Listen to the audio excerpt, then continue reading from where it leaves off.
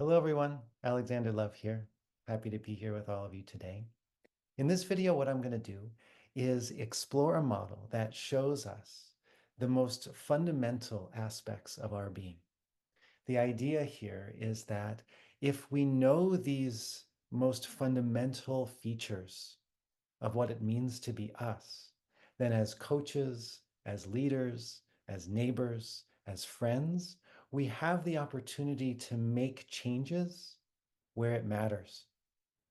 And so what I'm going to do is introduce a model of what I call the Prism. And then in future videos, we'll see how we can take this model and unpack it in many different ways that offers all sorts of possibilities in our lives for deep transformation and for ultimately making this world a better place. So the first aspect is called the observer. Now, the observer is the lenses through which you and I make meaning.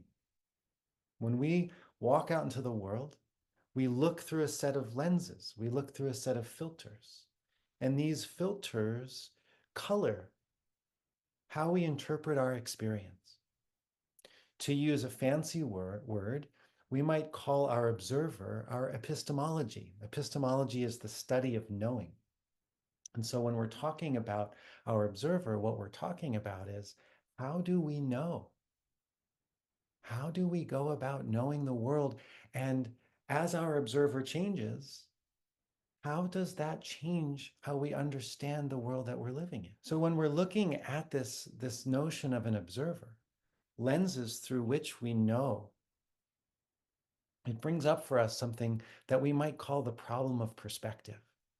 The problem of perspective is the myth that the way I see the world is the way that the world is. And when I look out into the landscape of this world and I look at people and I look at politics and I look at religion and I look at spirituality and I look at all of this vast landscape, the problem of perspective is that I believe that what I see is in fact exactly what is there. And by looking at our observer, it opens up a whole new territory because now we can see that we are looking from somewhere. And when we when we back up and we notice that, then we recognize, well, wait a minute. If I'm noticing how I am making meaning, that means I am now noticing from somewhere new. And when I do that, everything changes. The next part of our prism relates to reality, relates to the world. It relates to who we are as a sense of being. So this, to use a fancy word, is our ontology. Ontology is the study of what is real. Ontology is the study of what is it that is coming into being. What is real? Is Santa Claus real? Is the square root of 17 real? Are fairies real? What about French toast or mutual understanding? So ontology is this invitation into a question of what is in existence.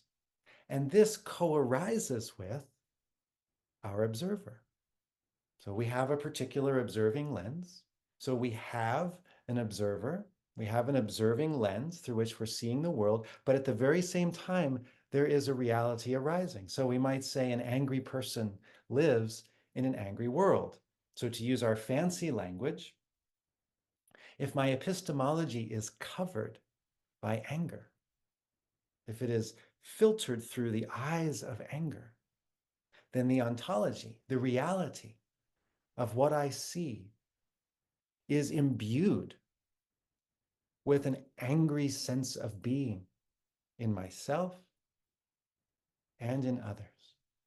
So far, as we're looking at these deep aspects of who we have our observer, and then we have the reality that's arising in the world and arising within us.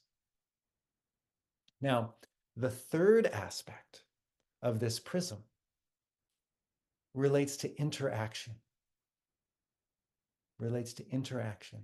that when I go out into the world, I am interacting with it in a particular way. And the ways in which I interact with the world are going to change my experience of the world. If we again bring in a fancy word, we might use the word sympoiesis.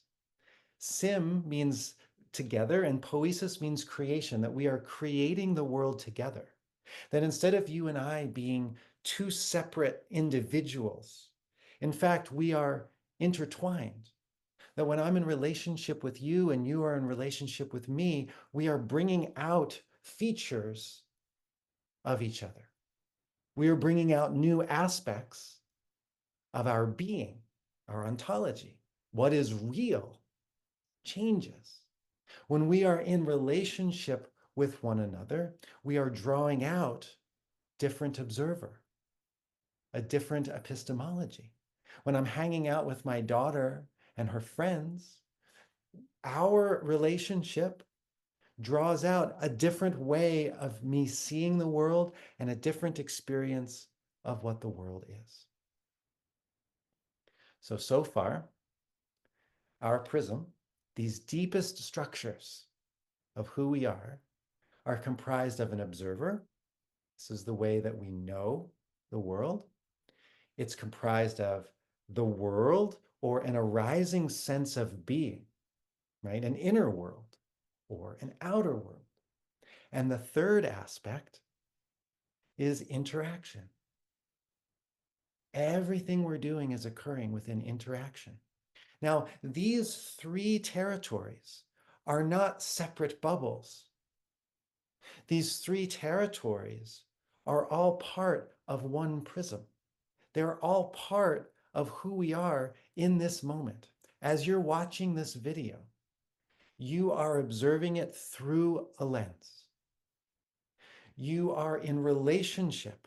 You are in interaction with an arising world. And hopefully, through my words and through my presence and through the connection that we're having here in this moment, your observer is shifting slightly. The reality of the world is shifting slightly. And the way in which you are interacting with yourself and your life is changing. Now, when we look at all three of these together, we see that there is a space in the middle. And this place in the middle is where we place the process of becoming. That everything that I have just described, our observer, the arising reality that we find ourselves in, and the way in which that we are becoming with each other and the world, all of this is growing, is changing, is developing, is unfolding. And together, this creates the prism. It's like the bones of who we are, the most fundamental features of who we are. Once we know this, it gives us choices about how we want to intervene in our own lives when we are stuck, when we feel stagnation, when we feel confusion, when we feel that the way that we have been living is no longer working. Now we have the opportunity to unlock the prism, to be able to look deeply into these various essential dimensions of who we are and make changes, see differently, interact with the world differently, discover a different dimension of what is real in this world. And so understanding the prism gives us a key to unlocking it. And in our next videos, I'll explore with you how we can look at this model in various ways to do just that. Thank you. Lovely spending some moments with you.